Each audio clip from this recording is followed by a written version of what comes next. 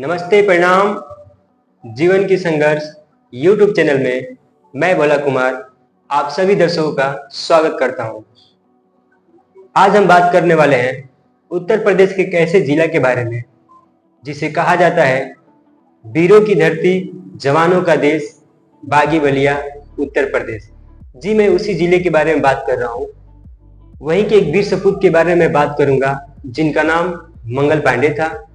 मंगल पांडे जी का जन्म 19 जुलाई 1827 को बलिया जिले के नागवा गांव में एक सामान्य ब्राह्मण परिवार में हुआ था। मंगल पांडे जी का नाम भारतीय स्वाधीनता संग्राम में एक अग्रणी योद्धाओं के रूप में लिया जाता है।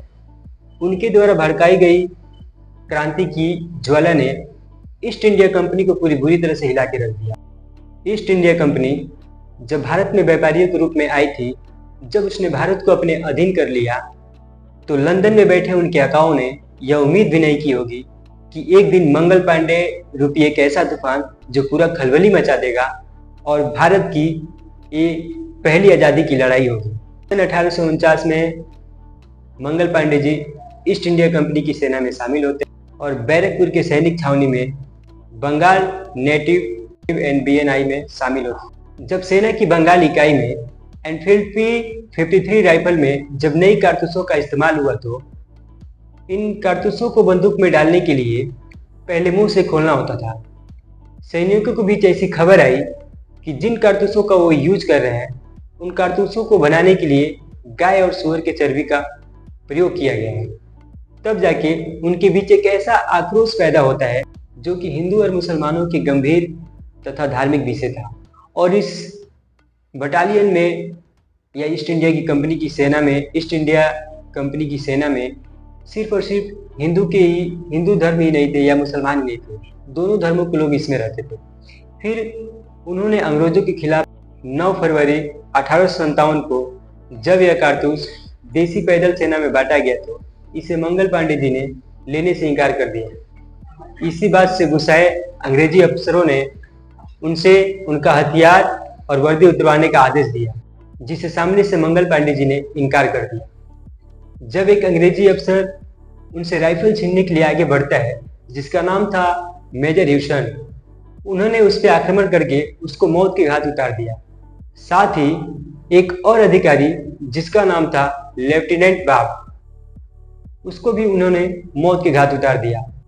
इस तरह मंगल पांडे जी ने बैरकपुर छावनी में 29 मार्च 1857 को अंग्रेजों के खिलाफ विद्रोह का बिगुल बजा दिया। भारतीय इतिहास में इस घटना को 1857 का गद्दर नाम भी दिया गया।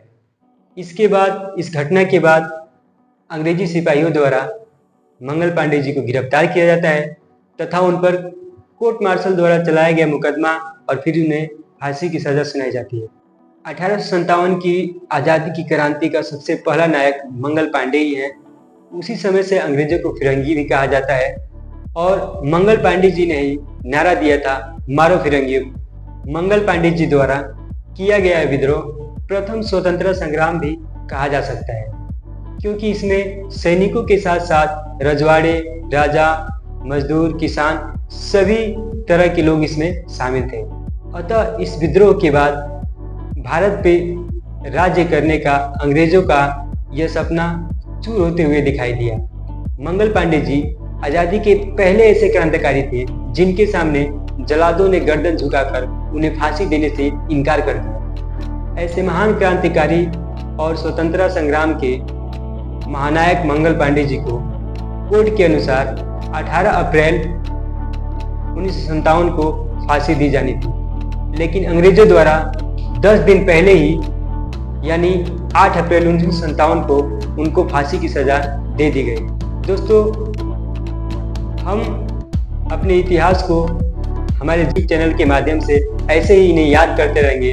तब तक के लिए जय हिंद, जय भारत। मिलते हैं नेक्स्ट वीडियो।